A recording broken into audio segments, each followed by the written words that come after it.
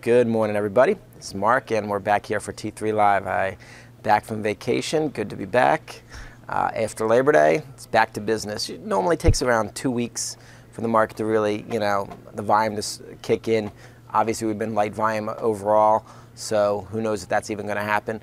But the one thing I will say is, we were talking about if you could play the calendar for the last 3 years, CNBC has been talking about it to nausea.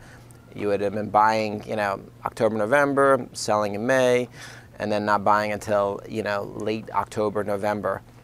This year they changed it. They changed the playbook a little bit. August we had a up month, and I think the leading stocks kept leading, and they led nicely. Obviously, albeit light volume, but that's sort of the norm at this point in time. The volume, we're going up on lighter volume. That's fine. Charts look good. The market is intact, and quite frankly, I think a lot of bigger funds are underinvested, and I think that's going to wade well for us into the last quarter of the year, which historically, from a trading point of view, is the best. So, from a charting point of view, obviously, I have not been here for about 10, 12 days, so I'm not going to go into individual charts that I think look good. Apple I know should be on the radar. Amazon still looks good. Being a Monday morning quarterback, it looks like Google, might take a break somewhere around the 700 level. And, best in breed. I went back to my charts, and I just kept on looking through my ideas, and quite frankly, we look good. And that being said, that could change because we do have some news overseas in our friends at Europe that Greece is getting closer to possibly leaving the euro.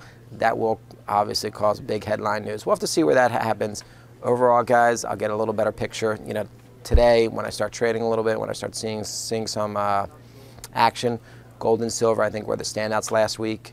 If I'm going to, look at my charts and see, they look like they broke out. We were talking about it. I've been long silver. Probably should have had some more gold. Been long silver for about 2 weeks now. Looks like it's just going to keep going. It's obviously not necessarily a day trade for us, but it looks like a good swing trade, and the SLV has regained its 200-day moving average. I think that's good, and I think that's significant. So today, I'm going to wait, let the market tell me what really should be happening.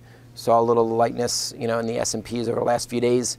That sets up well. That sets up a nice little base, possibly for us to move higher. But is it going to happen, in the first, 2 days of this month? I'm not really sure. New money will probably have to be put to work, but we'll just have to see how that works. So good luck today, and stay tuned.